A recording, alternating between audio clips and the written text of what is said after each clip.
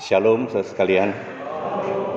Ya, saya sungguh bersyukur ya hari ini boleh dapat datang bersekutu bersama-sama di GSRI Bekasi. Ya memang waktu saya bilang saya akan ke Bekasi, saudara, ada orang Pak Gideon tanya-tanya itu, jadi nggak kebaktiannya? Ini banjir katanya, saudara. Ya jadi saya puji Tuhan saudara, tadi dari kemarin ya saya pikir saya juga tanya apakah banjir nggak ini ya gitu kan. Tetapi puji Tuhan ya hari ini kita sudah semua di rumah Tuhan. Amin saudara. Amin. Ya sebelum saya sampaikan firman Tuhan, saya ingin memberi salam saudara dari STT Iman ya, karena sejarah dari GSRI itu tidak lepas saudara bersama-sama didirikan oleh Pendeta Dr. Tom Timothy Sausekwang yang juga mendirikan STT Iman.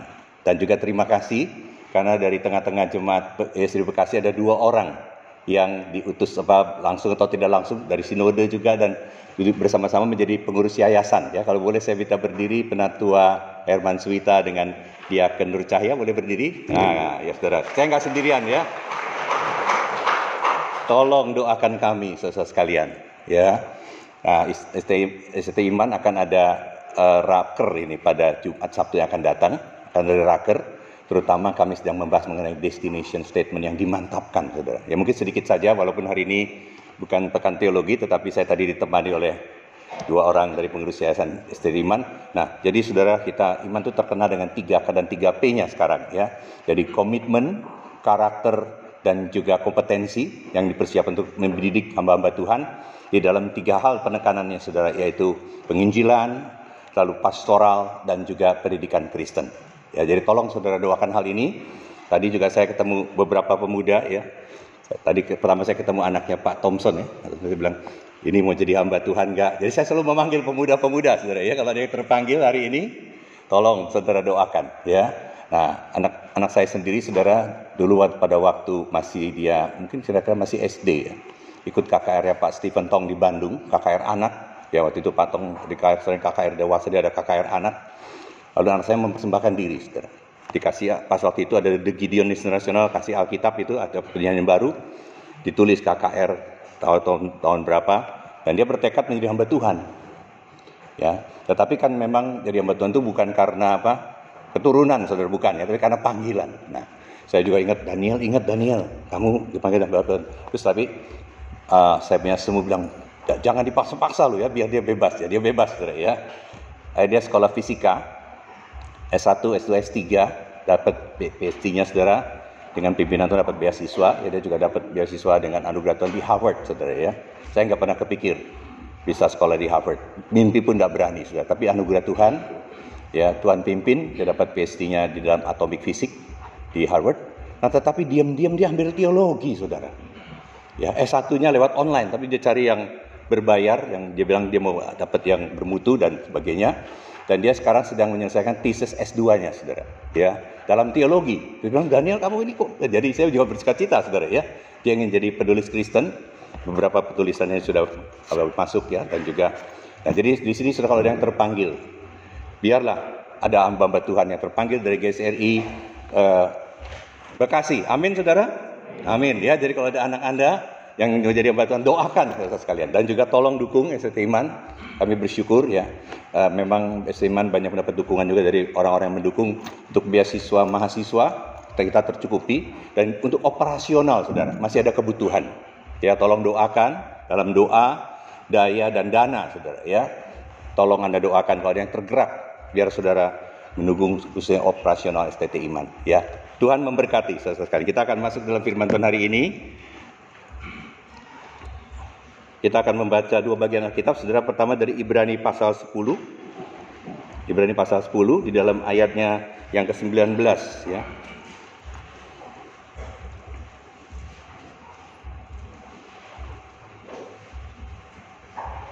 Ibrani pasal 10 ayatnya yang ke-19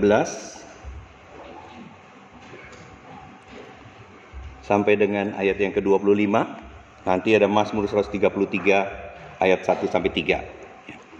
Saya berterima kasih kepada Ibu Christine ya, membantu saya di dalam PowerPoint. Kemarin banyak istilah-istilah bahasa Inggris lalu diterjemahkan ya. Terima kasih atas bantuannya ya, Tuhan memberkati. Mari kita buka surah Ibrani pasalnya yang ke-10 ayat 19 sampai dengan ayat yang ke-25. Kalau saudara sudah menemukan, kita baca secara bertanggapan, ya. Jadi ayat 19, kaum pria, bapak-bapak bersama saya. Lalu ayat 20, kaum wanita, ibu-ibu sekalian, sampai dengan nanti ayat yang ke-25, ya. Mari kalau sudah menemukan, bersama-sama pria dulu, lalu setelah itu wanita dan seterusnya. 1, 2, 3. Jadi, saudara-saudara, oleh darah Yesus kita sekarang penuh keberanian dapat masuk ke dalam tempat kudus.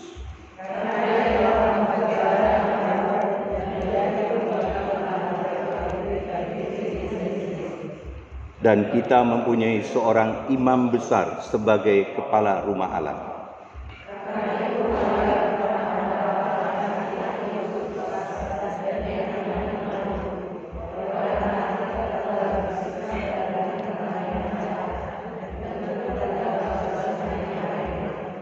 Marilah kita teguh berpegang pada pengakuan tentang pengharapan kita, sebab Ia yang menjanjikannya setia.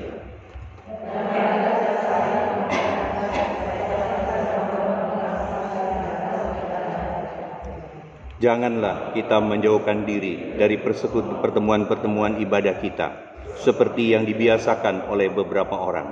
Tetapi marilah kita saling menasihati dan makin giat melakukannya menjelang hari Tuhan yang mendekat. Ayat 25, mari kita baca sekali lagi bersama-sama. 1, 2, 3.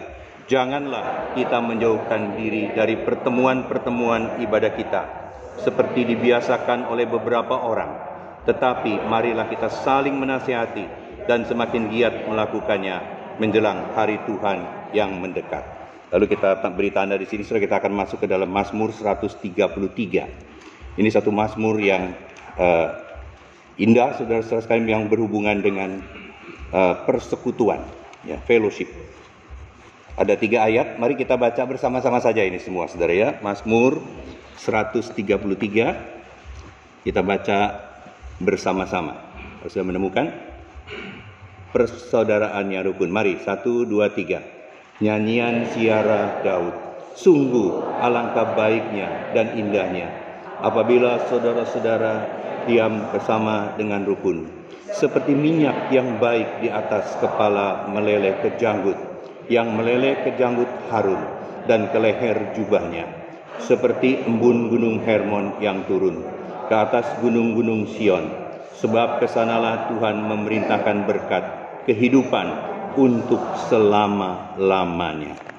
Nah, saudara sekalian, seperti tadi saya sudah katakan bahwa tema kita pada hari ini adalah dari sana, murid Kristus yang gemar bersekutu. Saya memberikan satu subtema, saudara, yang saya sebut dengan life application, the affectionate fellowship. Jadi memang gemar bersekutu, tapi biarlah ada satu persekutuan yang pada waktu kita bersekutu, seperti tadi juga dibacakan ada satu ayat dari Kisah Rasul pasal 2, yaitu persekutuan yang affectionate itu, sorry, terjemahan bahasa Indonesia tidak terlalu budaya, tapi sesuatu yang menggerakkan, sesuatu yang mengharukan. Kalau saya terjemahan Indonesia, persekutuan yang afeksional, begitu, saudara, ya, persekutuan yang afeksional, sehingga bukannya kita gemar, tetapi persekutuan itu begitu kita rindukan, begitu penuh dengan sentuhan, ya, kalau affectional, mengharukan, menyentuh Anda dan saya. Nah, saudara, saya sebelum masuk ke sana, saya ingin di dalam ayat tadi, ya, di dalam Ibrani pasal yang ke-10, itu ada 4 ajakan, saudara sekalian. 4 ajakan, ya. Di dalam Ibrani pasal 10 ada 4 ajakan di sana, saudara. 4 marilah. Kalau dalam bahasa Inggris mana 5, ada 1 let us, ya, let us, marilah kita. Yang 1 bersifat jangan, begitu, ya. Tadi kalau kita baca di dalam ayat itu, saudara, Ibrani pasalnya yang ke-10. Ya, di sana dikatakan, saudara, marilah kita datang menghadap Allah atau beribadah kepada Allah. Tadi dalam ayat yang ke-22. Marilah, karena itu marilah kita menghadap Allah dengan hati yang tulus dan keyakinan iman yang teguh, ya, dan seterusnya. Jadi ajakan yang pertama, marilah menghadap Allah. Di situ ada 2 kata, saudara, dengan hati yang tulus dan keyakinan iman yang teguh, ya. Let us draw near to God, ya. Lalu yang kedua, saudara, saya langsung masuk dalam ayat yang ke-23, ajakan yang kedua, marilah kita teguh berpegang pada pengakuan tentang pengharapan kita, ya. Marilah kita teguh berpegang. Let us hold unswerving to the hope we profess, ya. Jadi peganglah pengharapan kita yang teguh itu, dan tentang pada pengakuan tentang pengharapan kita, sebab Ia yang menjanjikannya setia. Ya, itu ajakan yang kedua, saudara. Jadi satu, datang kepadanya dengan hati yang tulus, dengan keyakinan iman yang teguh. Lalu yang kedua, saudara, teguh berpegang, ya, dengan pengharapan kita.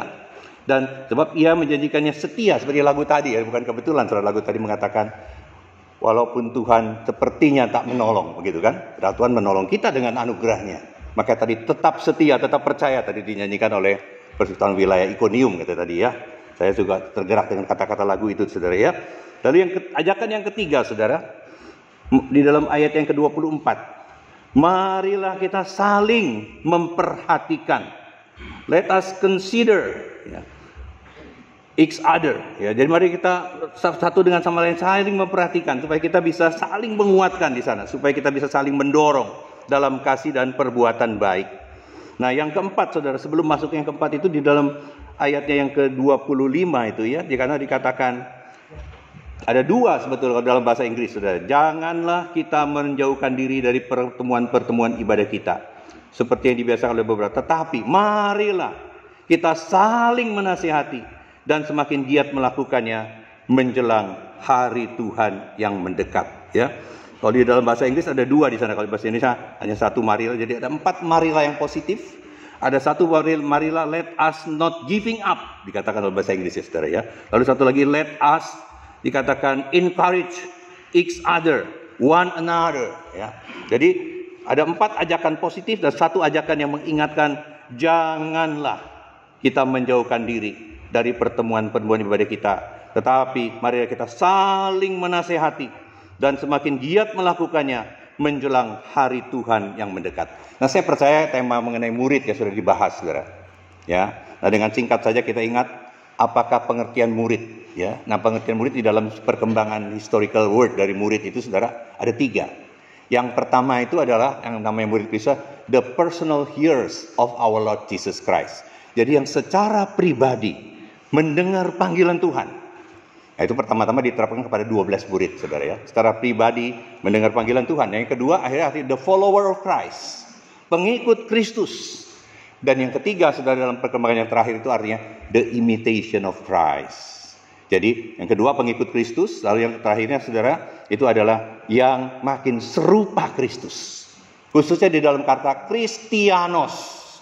Kata orang Kristen itu Kristianos. Nah, Kristianos itu diterjemahkan, saudara, itu artinya Kristus kecil, little Christ, mirip Kristus. Itu artinya, saudara. Jadi orang Kristen adalah orang yang makin serupa dengan Kristus. Ya, bahkan ada kalimat yang keras dari Dietrich Bonhoeffer. Ya, discipleship without Christ, ya, dikatakan Christian without discipleship is Christian without Christ. Wah, itu kalimatnya keras sekali, saudara. Dia katakan seorang Kristen, Christianity atau orang Kristen tanpa pemuridan adalah orang Kristen tanpa Kristus. Wah, berat sekali, saudara, sini, ya. Jadi Christianity without discipleship is Christianity without Christ. Jadi, nah, saudara, jadi sebetulnya kalau kita menjadi Kristen tapi tanpa pemuridan, itu bisa dikatakan tanpa Kristus, ya. Jadi seharusnya, saudara, memang kalau namanya kita Christian, kata Christian jadi mirip Kristus, serupa Kristus, ya. Nah, sekarang kita dengan tenang katakan, saudara, kepada samping kiri kanan, makin serupa Tuhan, ya. Ayo katakan dengan samping kiri kanan, ya, dengan lembut, saudara, ya, makin serupa Tuhan, ya. Nah, itu, saudara. Ya. Nah, jadi begitu, saudara, makin serupa Tuhan, ya. Nah, jangan sampai kita makin serupa hantu, saudara, ya. Jangan dibaliknya, boleh, ya, makin serupa Tuhan. Nah, di dalam makin serupa Tuhan, saudara, ini kalau saya masuk ke dalam lebih lanjut lagi, itu, saudara, ada hal yang penting yang mengenai murid Kristus, ya. Ada 3 tanda murid Kristus. Yaitu yang pertama apa, saudara? Di dalam Injil Yohanes, tetap di dalam firman. Yohanes pasal 8 ayat 36, ya. 35, 36, 34 di sana. Tetap di dalam firman. Yang kedua, Yohanes 13 ayat 34, saudara, saling mengasihi. Yang ketiga, dalam Yohanes pasal 15 adalah berbuah. Tanda murid Kristus berbuah memuliakan Tuhan. Nah, pada waktu kita sejajarkan 3 tanda ini, saudara, saya akan masuk ke dalam beberapa dasar teologis yang mengenai persekutuan kita di dalam Kristus. Ya, apa pentingnya persekutuan, saudara? Dari ajakan kitab Ibrani dari Rasul Paulus yang jelas di sana, saudara. Ya. Pentingnya persekutuan, apa dasarnya? Nah, di sini saya mengutip seorang tokoh, saudara, yang bernama Francis Schaeffer. Ya.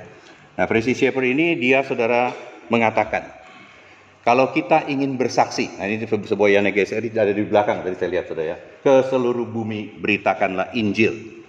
Nah, di dalam semboyan ini, saudara, pada waktu kita akan bersaksi memberitakan Injil, Francis Schaeffer dia mengatakan, saudara, ada 4 hal yang mutlak penting. Dia bagi menjadi 2, 2 contents and 2 reality. 2 konten, 2 isi, dan 2 realitas. Apakah itu, saudara? Nah, dia mengatakan, kalau kita mau bersaksi di tengah dunia ini, ada 4 hal yang mutlak penting, dia katakan. Dia bagi 2 konten dan 2 realitas. 2 isi dan 2 realitas. Apa itu? Nah, yang pertama itu adalah sound doctrine. Jadi ajaran yang sehat, doktrin yang sehat. Nah, itu kita tidak akan membahas itu karena kita pasti di sini dapat pelajaran katekisasi, ada PA dan sebagainya, ya. Nah, yang kedua ini, saudara, dikatakan give honest answers to honest question. Berikanlah jawaban yang jujur kepada pertanyaan yang jujur. Pertama saya pikir maksudnya apa ini? Waktu saya membaca bukunya dia, saudara, mengenai uraian mengenai hal ini, ternyata dia bilang menjawab pertanyaan jujur dengan dengan jujur. Itu dari mana? Dari Alkitab, saudara, dari firman Tuhan. Ya, pada waktu saya membaca pertobatan dari Francis Schaeffer, dia bertobat pada waktu berumur 17 tahun. Dia adalah seorang guru sekolah minggu, saudara. Dia menjadi misionaris sekolah minggu, ya, ke Swiss, saudara, ya. Nah, waktu saya baca, dia bertobatnya umur 17 dan waktu dia bertobat dia menjadi misionaris sekolah minggu, itu dia tidak dapat dukungan, saudara. Tidak dapat dukungan. Karena orang pikir ini guru sekolah minggu mau didukung apanya, begitu kan, ya. Jadi dia tidak dapat dukungan, tapi dia berdoa, akhirnya singkat cerita dia dapat dukungan. Nah, dia bilang, saudara, anak-anak justru sering mengajukan pertanyaan. Kaum remaja sering mengajukan pertanyaan. Makanya kita harus give honest answers to honest question. Berikanlah jawaban yang jujur kepada pertanyaan yang jujur melalui Alkitab. Nah, secara sederhana apa itu, saudara? Kalau setiap kali kita mau jawab sesuatu dengan Alkitab, artinya lama-lama berjalan bersama firman. Pada waktu seorang berjalan bersama firman yang tertulis di dalam Alkitab, itu isinya adalah tentang Yesus Kristus. Di dalam perjanjian lama, Tuhan Yesus sudah dinubuatkan. Di dalam perjanjian baru digenapkan. Jadi berjalan bersama firman, berjalan bersama Kristus. Apa artinya itu, saudara? Artinya itu kalau di dalam ungkapan yang lebih dalam lagi disebutnya Christian worldview, yaitu wawasan Kristen. Jadi pada waktu kita baca firman, pada waktu kita akan menerapkan firman, mencoba menjawab pertanyaan sehari-hari melalui firman, maka firman itu akhirnya membentuk Anda dan saya. Akhirnya, saudara, kita boleh dibentuk makin serupa dengan firman yang hidup, yaitu Yesus Kristus. Jadi ini yang kedua adalah itu, ya. Yang ketiga, saudara, nah ini yang berhubungan dengan khotbah kita hari ini, ya. 2 realitas. Nah, realitas pertama yang dia katakan apa, saudara? True spirituality. Kerohanian sejati. Apa itu kerohanian sejati? Nah, waktu saya selidiki maksudnya apa ini? Nah, kalau disingkatkan, saudara, kerohanian sejati itu adalah menemukan dan mengalami arti darah Tuhan Yesus Kristus melalui pekerjaan Roh Kudus. Sekali lagi, saudara, apakah kerohanian sejati?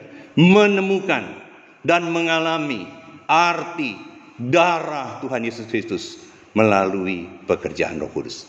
Sederhananya apa ini, saudara? Kayu salib, saudara. Menemukan dan mengalami arti darah Yesus Kristus melalui pekerjaan Roh Kudus. Arti salib. Kayu salib, saudara. Realitas dari yang harus ada adalah kita betul ada satu kerohanian karena ditebus oleh salib Kristus. Itu realitas. Apakah ada dalam hidup Anda dan saya? Darah Yesus sangat berarti.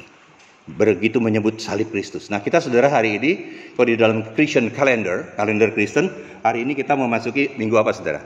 Minggu Prapaskah yang pertama. Ya, 6 hari minggu, saudara, jangan lupa, ya. Hari ini kita mulai mempersiapkan diri, makin merenungkan tentang salib Kristus, tentang kasih-Nya. Mulai siap, terus kita siap. Saudara, darahnya apa artinya? Nah, ini penting, saudara. Nah, saya mau cuplik sedikit kesaksian di sini, saudara ya. Saya masih ingat ada seorang teman saya. Ya, nah teman saya ini, saudara, dia seorang yang rajin ke gereja. Setiap hari Minggu dia ke gereja jam 6.30 pagi di gereja di mana saya itu pernah berbakti di gereja asal saya di pagi hari. Karena dia itu bekerja di Taman Hiburan Jakarta, saudara. Ya, dulu dia dekat Monas itu, saudara ya. Dia ke sana. Lalu hari libur taman hiburan rame itu. Jadi dia tidak pernah libur, saudara. Ya, hari libur rame taman hiburan di Monas itu ya waktu itu. Nah, dia baca Alkitab tiap hari. Nah, satu kali, saudara, ini tidak sengaja semua terjadi ya. Saya masih ingat waktu itu, kalau saudara yang seangkatan dengan usia saya, mungkin ingat ya, kedatangan satu grup yang namanya itu The Crossroad. Ya, Crossroad ini adalah satu grup nyanyian yang dipimpin oleh dari lembaga Campus Crusade for Christ, lembaga penginjilan mahasiswa di Indonesia pada waktu yang terkenal dengan Pat Hukum Rohani dan sebagainya itu. Kali itu mereka mengundang The Crossroad malam puji-pujian. Yang hadir ribuan orang, saudara. Ribuan orang datang pada waktu itu. Nah, saya juga datang di situ, ya. Dan waktu itu ada kesaksian, saudara. Dari rupanya itu mahasiswa-mahasiswa yang di Amerika ada liburan summer, musim panas, ya. Nah, lalu itu mereka ada dibikin vokal grup, lalu bersaksi ke Asia, gitu, ya. Nah, waktu itu disaksikan, saudara, ada seorang mahasiswa biologi dari Filipina yang rupanya sekolah di Amerika, dia ikut juga dalam tur pujian itu. Nah, dikatakan ada satu interview, ya. Dia bersaksi di dalam kebaktian malam itu, ya. Ada lagu yang terkenal waktu itu, lagu Amin. Sudah tahu? Amin, Amin, Amin, Amin, Amin. Itu lagu Amin. Saya baru, diperkenalkan oleh The Crossroad pada waktu itu, ya. Nah, singkatnya, Leo ini namanya, saudara. Leo bersaksi, dia bilang. Saya waktu itu terus terang, dia ditanya oleh seorang yang berkulit hitam. Leo ini dari Filipina. Ditanya oleh seorang berkulit hitam. Have you been born again? Apakah kamu sudah lahir baru? Leo bilang, saya anak pendeta. Minta maaf, tidak tanya kamu anak siapa. Sudahkah kamu dilahirkan baru? Have you been born again? Oh, saya anggota KOR. Minta maaf, nggak tanya kamu anggota KOR atau bukan. Have you been born again? Sudahkah kau lahir baru? Oh, saya ini pengurus gereja. Oh, nggak tanya kamu pengurus gereja atau bukan. Have you been born again? Wah, si Leo udah mulai emosi. Orangnya kok tanya, aduh lahir baru, terus lahir baru, lalu balik ke sana, saudara. Dia bilang, saya yang tiap minggu membuka gereja ini. Minta maaf, dia bilang, saya tidak tanya itu. Seorang ibu ini berkulit hitam. Have you been born again? Sudah lahir baru. Terus ibu ini sudah langsung pergi, saudara. Karena udah lihat Leo mau emosi. Saya anak pendeta, saya pengurus dan sebagainya. Tapi Leo bilang, saudara, dia belum lahir baru. Belum lahir baru. Nah, teman saya, saudara, yang mendengar kesaksian itu, yang tiap minggu ke gereja, tiap hari baca Alkitab, dia mengatakan, saya nggak tahu dia ada di mana. Kita juga nggak rencana, tapi waktu itu sama-sama datang di kebaktian malam pujian itu. Teman saya bersaksi, saudara. Dia bilang malam itu dia pulang. Dia berlutut di samping tempat tidur. Dia tahu dia belum lahir baru. Dia pakai kalung salib, saudara. Dia belum tahu, belum menemukan arti darah Tuhan Yesus Kristus. Dia tiap hari baca Alkitab, dia bilang saudara baca Alkitab. Tapi dia bilang saya belum dilahirkan baru. Hari itu dia berlutut, saya percaya itu pekerjaan Roh Kudus, saudara. Yang membuat akhirnya dia mengalami malam itu lahir baru, titik balik. Dan sejak malam itu, saudara, dia umurnya sebetulnya tidak terlalu muda. Ya, umurnya waktu itu kurang lebih 32 tahun ya, 32. Nah, saya tahunya kenapa? Setelah itu dia mulai datang ke pemuda. Nah, pemuda kita, saudara, waktu itu kalau di gereja, kita tetapkan umurnya itu antara 17, 18, sampai 30. Nah, dia 32. Jadi agak tua sedikit, dia datang, saudara. Dia pengen penginjilan, saudara. Dia pengen penginjilan. Ya. Nah, waktu itu sampai istrinya itu juga di gereja, ya. Sampai istrinya mengatakan, suami saya perubahannya radikal juga ini. Langsung dia pulang, saudara, maafkan ya. Kaset-kaset, dia bilang kaset lagu pujian, dianggap itu pujian dunia. Dia bakar semua, zaman itu masih kaset, saudara, bakar semua. Lalu dia ganti dengan kaset-kaset khotbah, saudara. Itu saudara, perubahannya sampai kayak gitu. Tapi itu titik balik. Dan saya masih ingat peristiwa, saya tidak akan pernah lupa. Itu persis sebelum saya berangkat sekolah teologi. Sehingga waktu itu saya, angka selanjutnya, saya waktu itu ketua pemuda juga, saudara, jadi saya tinggalkan. Nah, saya ingat dia masih mengabarkan Injil. Si pemuda ini, bukan pemuda, 32 tahun lebih ini. Dan sejak itu hidupnya berubah. Ya, sampai saya tanya waktu saya di sekolah teologi, apa dia masih giat mengabarkan Injil? Dia masih giat mengabarkan Injil, saudara sekalian. Nah, saya ingin mengatakan, realitas kerohanian sejati, darah Yesus, salib Kristus. Apalagi kita mau merenungkan akan minggu-minggu sengsara, ya, Lenten Sunday, ataupun kita akan merenungkan saudara Prapaskah ini, biar hati kita disiap membawa kepada kayu salib. Itu tanda saudara dari realitas yang orang mau lihat, apakah ada salib Kristus, apakah di dalam diri kita ada pertobatan yang sejati. Nah, saya suka mengatakan, saudara, ini saya ajarkan kepada mahasiswa ya, dan juga saya sering katakan kepada pemuda, saya pakai sedikit gerakan tangan, yaitu lahir baru. Menerima hidup baru dari Allah Bapa di dalam Tuhan Yesus Kristus, melalui iman percaya karena pekerjaan Roh Kudus pada saat firman Tuhan diberitakan. Yuk kita pakai gerakan sekolah minggu sedikit, boleh saudara ya? Ini sederhana ya. Apa itu lahir baru? Menerima hidup baru dari Allah Bapa di dalam Tuhan Yesus Kristus, melalui iman percaya karena pekerjaan Roh Kudus pada saat firman Tuhan diberitakan. Satu kali lagi saudara ya, mari. Apa itu hidup baru? Apa itu lahir baru? Menerima hidup baru dari Allah Bapa di dalam Tuhan Yesus Kristus, melalui iman percaya karena pekerjaan Roh Kudus pada saat firman Tuhan diberitakan. Ini definisi yang singkat. Menerima hidup baru itu adalah hidup kekal. Menerima hidup baru itu keselamatan. Menerima hidup baru itu hidup Kristen yang Allah beri di dalam Yesus. Tidak ada jalan lain, saudara. Tentu baik ya kita tadi semua tapi harus ada ke titik menemukan dan mengalami. Ini kata Francis Schaeffer, dalam menemukan dan mengalami darah Kristus. Dan yang terakhir ini yang berhubungan dengan khotbah kita hari ini, saudara. Realitas yang kedua adalah the beauty of the human relationship among Christian. Satu keindahan hubungan. Dia sengaja pakai istilah human relationship among Christian. Satu keindahan hubungan manusiawi di tengah-tengah orang Kristen. Itu apa saudara? Kalau kita di gereja pakai istilah apa? Persekutuan. Ya. Dia sengaja tidak pakai istilah persekutuan ini. Francis Schaeffer. Ya, Francis Schaeffer gelarnya 3. Masternya ada 3. Sosiologi, lalu filsafat dan teologi. Lalu dia ambil PhD-nya dalam filsafat ya. Itu Francis Schaeffer salah seorang one of the 5 evangelical leaders ya. Nah, jadi dia mengatakan keindahan hubungan manusiawi di tengah-tengah orang Kristen. Apa keindahannya, saudara? Nah, ini hari ini kita akan bahas ya. Nah, dengan cepat saja poin yang kedua itu adalah perkataan dari David Gill di dalam bukunya The Opening of the Christian Mind. What does it take to solve the earth? Apa yang diperlukan untuk menggarami dunia? Jadi sama dia bilang ada 5C, saudara ya. Saya tidak akan bahas dengan itu. Keyakinan, C pertama itu adalah keyakinan. Lalu kedua adalah keberanian. Yang ketiga adalah kreativitas, kompeten. Dan yang terakhir, community. Jadi komunitas itu adalah untuk kesaksian kita. Ya, apakah karena persekutuan? Karena persekutuan ada orang yang tadi affectionate fellowship. Dia mau datang ke sini, saudara. Mau datang ke GSRI Bekasi. Karena ada persekutuan ibu-ibu yang saling mendoakan. Ada nggak di sini, saudara? Ada kelompok kecil yang saling mendoakan. Pakai tadi gemar bersekutu. Kenapa gemar? Karena ada persekutuan yang mengharukan, yang menggerakkan, yang menyentuh. Apakah ada itu, saudara? Ya. Nah, itu yang menjadi yang saya akan bahas dengan cepat saja kita langsung. Apa arti persekutuan? Ada 3 kata, saudara, dalam Perjanjian Baru yang membahas persekutuan. Ya. Yang pertama itu adalah kata yang disebut dengan koinonia. Ya, koinonia. Itu ada 2 arti di sana, saudara. Koinonia. Ya. Yang pertama itu artinya adalah communion, sharing in common. Itu 1 Korintus 10 ayat 16 ya. Jadi berbagi itu ya. Nah, yang kedua adalah contribution, hasil dari persekutuan. Itu Roma ayatnya ada di sana, Roma 15 ayat 26, 2 Korintus 8 ayat 4 ya. Nah, jadi arti yang pertama itu sharing in common tadi ada ya. Lalu yang kedua itu adalah hasil dari persekutuan itu berbagian. Nah, ini bagaimana bisa itu terjadi? Tidak ada jalan lain, saudara. Yaitu tadi kita sudah mengalami Tuhan Yesus Kristus.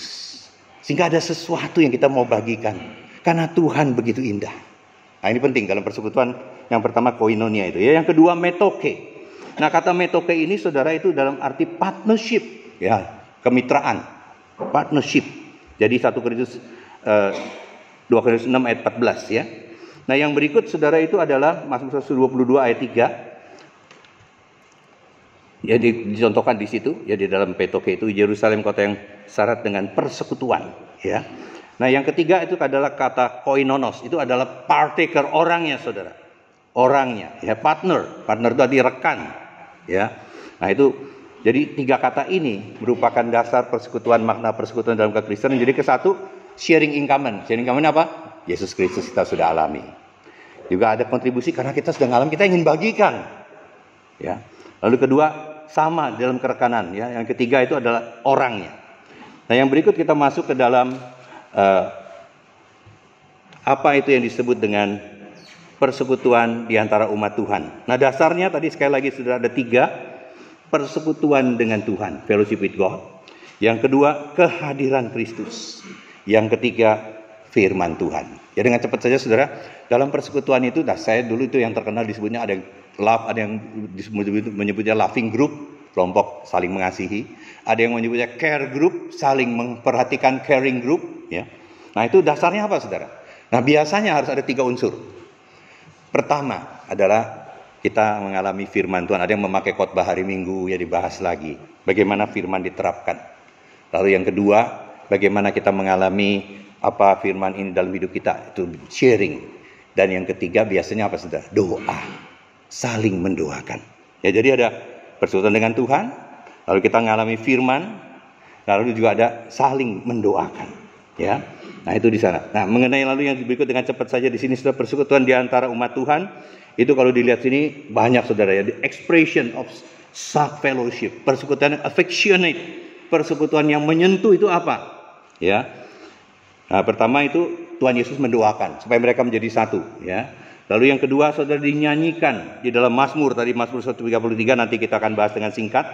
Lalu yang berikut ditunjukkan dengan tadi di dalam Kisah Rasul 2 tadi juga dikutip ayatnya itu saudara, mutual sharing, ya. Lalu dikatakan juga saling mendoakan, ya, dengan saling mendoakan. Dan juga dilambangkan dengan perjamuan kudus. Perjamuan kudus kita bersama-sama. Ya. Lalu digambarkan juga dengan di dalam persekutuan di antara para pemimpin gereja. Ya, jadi dipraktekkan di antara para pemimpin gereja. Baik nanti kalau pada waktu rapat, ya saya harap kalau Bekasi rapatnya bagus kayak ini, Pak Nur. Ini ya, rapatnya mesti walaupun ada beda, nggak apa-apa, tapi bisa ketemu di dalam Tuhan tadi. Tuhan hadir dengan firman Tuhan. Ya, saya dibimbing oleh Pak Thompson di sini ya. Nah, yang terakhir ini saya mau bahas saudara. Nah, sebelum itu sebetulnya ini menarik saudara ya. Sebetulnya di dalam kata bersama, together. Kita bisa bersama, tapi bisa saudara kita bersama tapi belum tentu bersekutu. Ini bahaya ini. Nah, terutama begini, kalau saudara pernah di luar negeri, saya pernah melayani di luar negeri saudara ya, selama 10 tahun. Itu ada karena apa? Ada orang-orang yang bersekutu, itu datangnya karena ini ada gereja Indonesia ini. Jadi social gathering, ini bahaya sekali. Social gathering tidak salah, saudara, tidak salah. Tapi kalau hanya social gathering itu bahaya. Dulu kita suka ada tamasya bersama, ya pemuda, terutama pemuda, tapi juga ada tamasya jemaat. Nah itu kita ada, ya. Itu kalau yang akhir satu kali pemuda tanya gini, Pak Gideon, kita boleh ajak orang nggak yang datang bersekutu, gitu ya, yang tidak datang persekutuan pemuda? Saya bilang boleh, 2 kali, paling banyak 3 kali.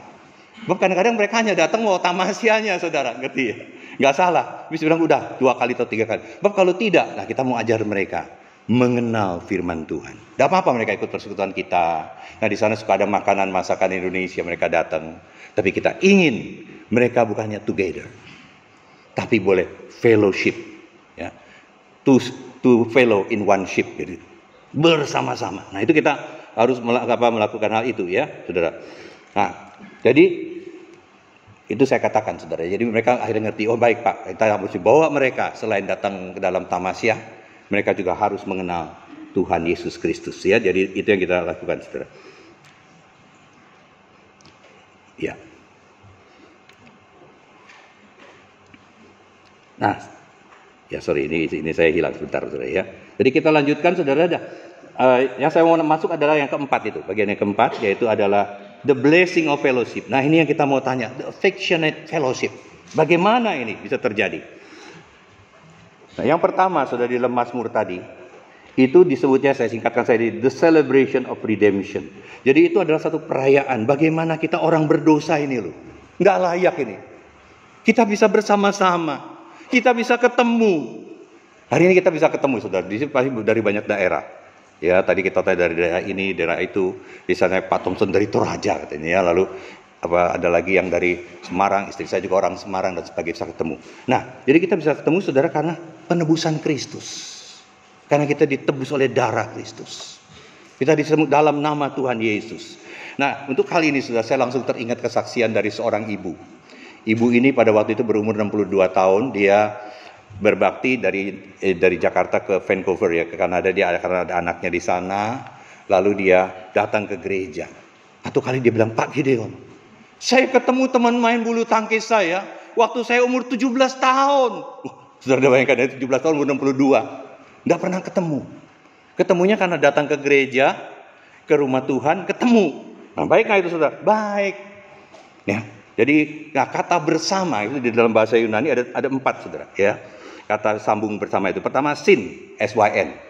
Itu adalah makan bersama. Yang kedua kata meta. Meta itu adalah pergi bersama. Ya, para itu adalah sejajar, kalau paralel itu dari kata api itu jalan ada di sana. Nah, 3 kata ini sudah sih makan bersama baik nggak? Baik. Ya. Lalu pergi bersama baik nggak? Menemani. Baik. Paralel jalan sama-sama baik nggak? Baik. Tetapi untuk kata persekutuan di dalam 1 Yohanes 1 ayat yang ketiga itu saudara, itu memakai kata apa? Pros. Waktu saya menemukan ini saudara, pros, apa itu maksudnya pros? Pros itu adalah persekutuan yang disebut active relationship. Satu jaringan yang satu menjalin. Jadi kita bukannya makan bersama, itu social gathering. Tadi di Vancouver ada kumpul masakan Indonesia makan bersama. Kadang-kadang pergi bersama, ya. Lalu kadang-kadang jalan sama-sama, walaupun kalau rel kereta api jalan sama-sama, tapi nggak pernah ketemu. Kalau rel kereta api ketemu kan konslet gitu, saudara ya. Jadi baik, tapi harus sampai ke pros. Kalau Anda baca 1 Yohanes 1, persekutuan kita itu mengharukan sekali. Ya, satu dengan yang lain di dalam terang. Ini udah gampang, saudara. Saya sering mendapat pertanyaan Pak Gideon, kenapa kok persekutuan Kristen kadang-kadang kelihatannya tidak kompak? Kira-kira kenapa, saudara? Karena persekutuan Kristen itu seluruh hidup.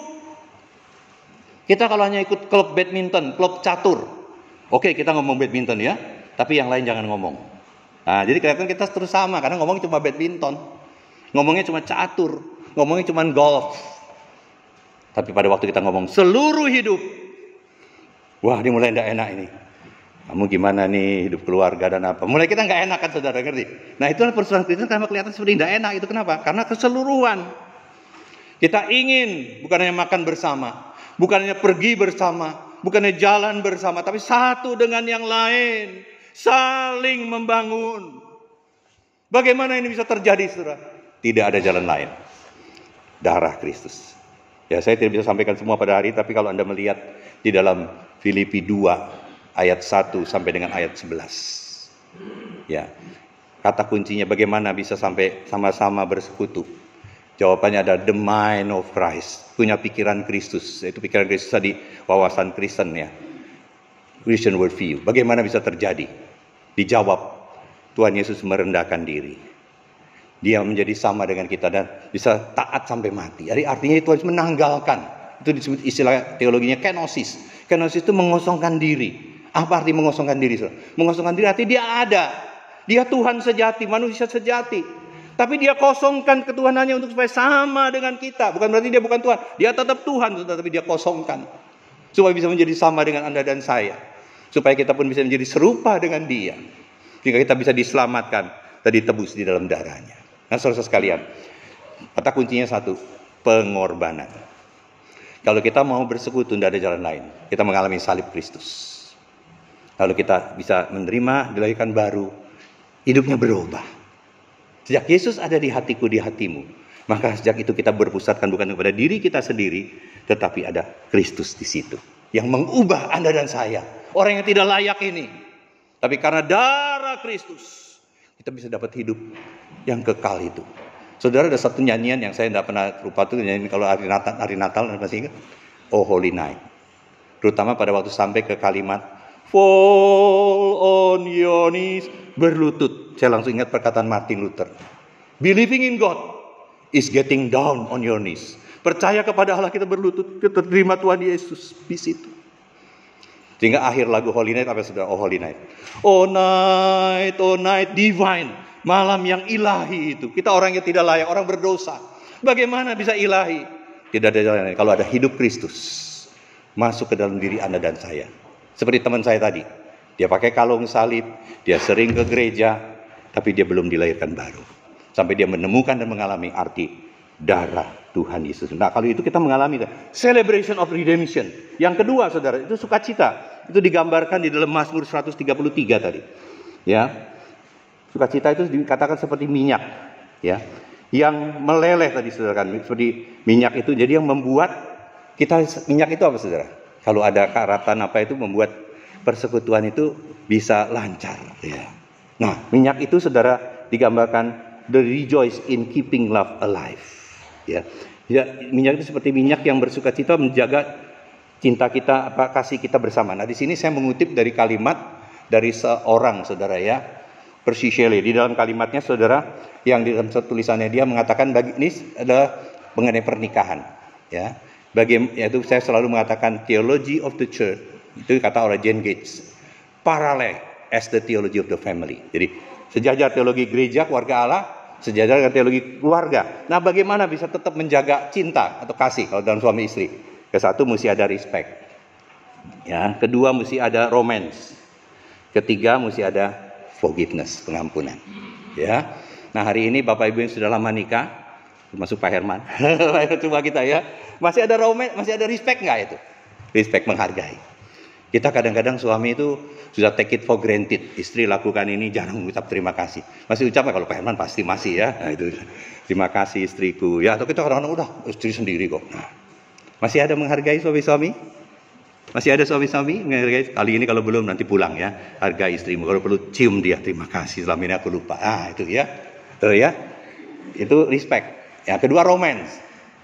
Dulu sih kalau pacaran dikejar-kejar. Sekarang diperhatiin aja kurang. Ini pria-pria suka kita kelemahannya itu, sudah, ya, roman. Kita kurang romantik, ya. Kecuali di sini mungkin bapak-bapak pada romantik semua nih kelihatannya, ya. Nah, saya belajar, saudara, ya.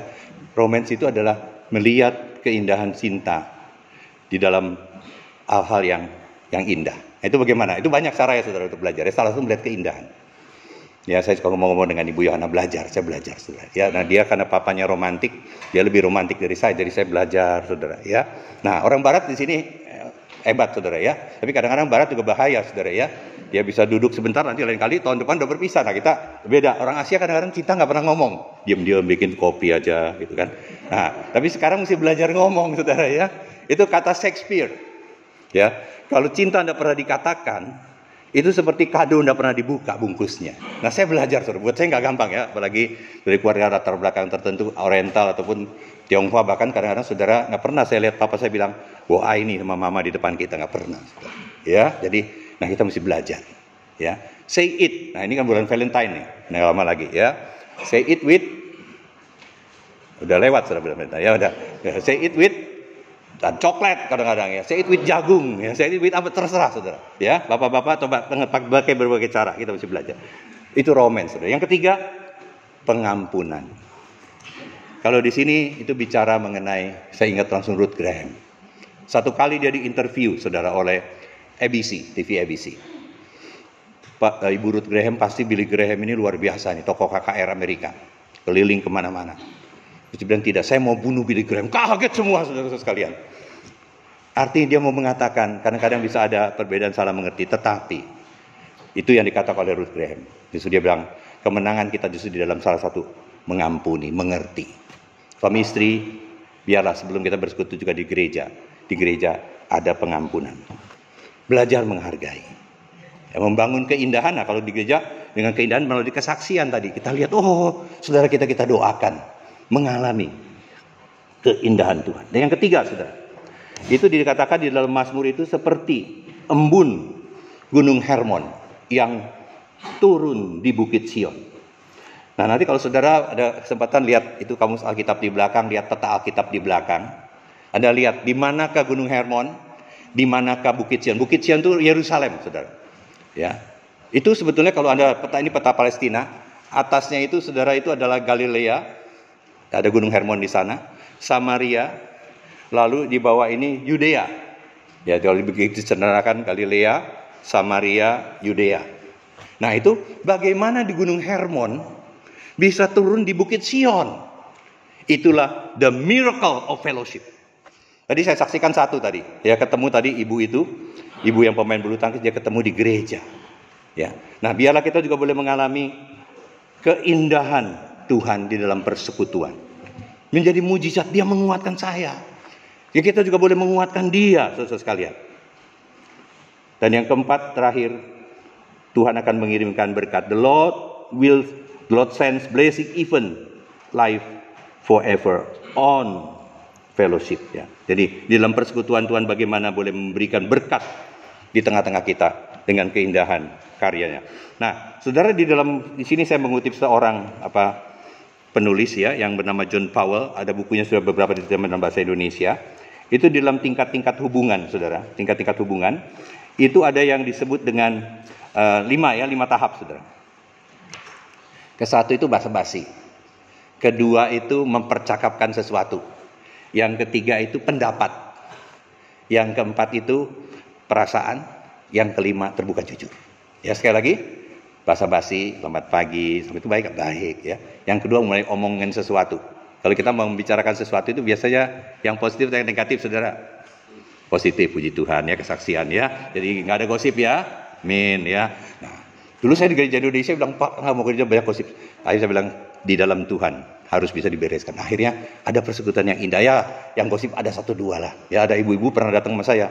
Pak Gideon, saya jadi mata-mata Pak Gideon. Kaget saya, kok ada mata-mata, saudara? Enggak, ibu-ibu. Kita tidak perlu mata-mata. Semua ibu-ibu di sini adalah belajar datang dengan tulus ikhlas di dalam persekutuan. Ya, nah, saudara. Jadi itu mempercakapan. Yang ketiga itu pendapat.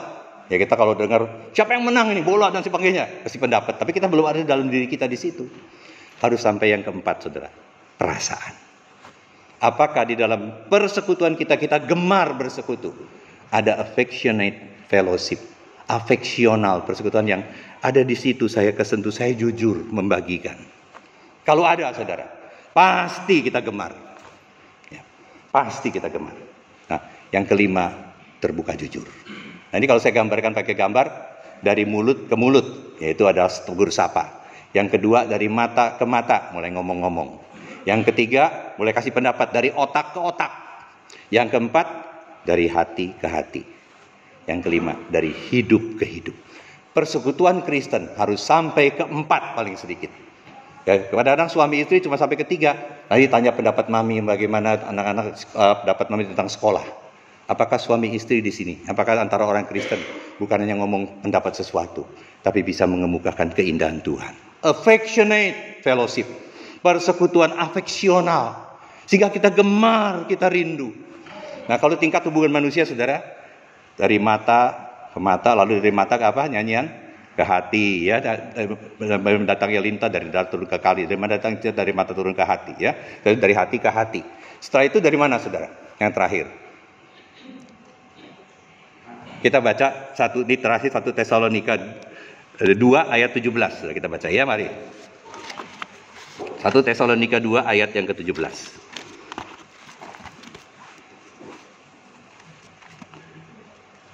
Kalau sudah menemukan, kita baca bersama-sama ya. 1 Tesalonika 2 ayat yang ke-17. Kalau sudah menemukan, kita baca bersama-sama. 1, sudah menemukan, saudara? 1, 2, 3. Tetapi kami, saudara-saudara, yang seketika terpisah dari kamu, jauh di mata, tetapi tidak jauh di hati. Sungguh-sungguh dengan rindu yang besar telah berusaha untuk datang menjenguk kamu. Ya, jauh di mata, tapi tidak jauh di hati. Kalau bahasanya jauh di mata, dekat di hati, saudara. Ini apa? Dari hati ke mata, saudara. Jadi rindu. Itulah persekutuan yang digemari. Itulah persekutuan yang saya sebut dengan affectionate fellowship. Persekutuan yang afeksional. Saudara sekalian, percayakah Anda bahwa bukan hanya pertemanan saja, saudara. Ya, tadi ada yang tadi friendship, ya, pendapat itu friendship, teman sehobi, ya. Harus sampai yang lebih. Nah, ada satu kisah, saudara, cuplikan. Ada seorang pemuda. Pemuda ini rupanya dia lagi bawa kuliah di kampus. Dia lari-lari, saudara. Nabrak akhirnya. Dia bawa buku rupanya. Pemuda itu pakai kacamata digambarkan. Kacamatanya tebal dan sebagainya, suka baca buku. Tabrakan, bukunya jatuh, saudara. Akhirnya ditolong oleh orang yang tabrakan itu, dia tolong. Akhirnya berkenalan. Ya. Yang satu namanya Klaus. Yang satu namanya Clement, 2C. Ya. Nah, si Clement ini yang sedang membawa buku-buku bertabrakan dengan Klaus. Akhirnya Klaus menang. Akhirnya mereka bersahabat. Mereka kuliah dan akhirnya sering main basket bersama, ya. Akhirnya ternyata si Clement ini sekolah dokter, saudara. Dia lulus sekolah dokter. Lalu kali itu dikatakan saudara nggak sengaja tuh ada pidato dalam wisuda. Lalu dia bilang begini, hari ini saya sekolah ini saya persembahkan ini kepada Klaus teman saya. Wah, kaget saudara. Kenapa kamu mempersembahkan buat saya? Kan ada orang tuamu dan sebagainya. Dia bilang, Klaus, tahukah kamu? Pertama kali saya bertemu kamu, itu adalah hari saya bawa buku, ingat kita tabrakan buku jatuh, kamu bawain bantu saya, lalu saya kenalan dengan kamu. Hari itu dia mau bunuh diri, saudara. Ini true story ya, saya baca dari Chicken Soup for the Christian Soul. Itu, dia bilang dia mau bunuh diri. Tapi setelah berkenalan dengan kamu, ada satu kehangatan friendship. Dia katakan, sehingga saya semangat kita main basket. Kamu sering menguatkan saya. Sehingga hari ini saya bisa lulus sekolah dokter. Karena saya tidak jadi bunuh diri karena bersahabat dengan kamu. Wah, waktu baca ini saya sangat terharu, saudara. Persahabatan, apalagi persekutuan. Marilah kita gemar bersekutu. Bersekutu di dalam Tuhan. Dan kita boleh mengalami persekutuan yang saling menguatkan. Saling mendoakan. Saling menolong satu dengan yang di dalam Tuhan.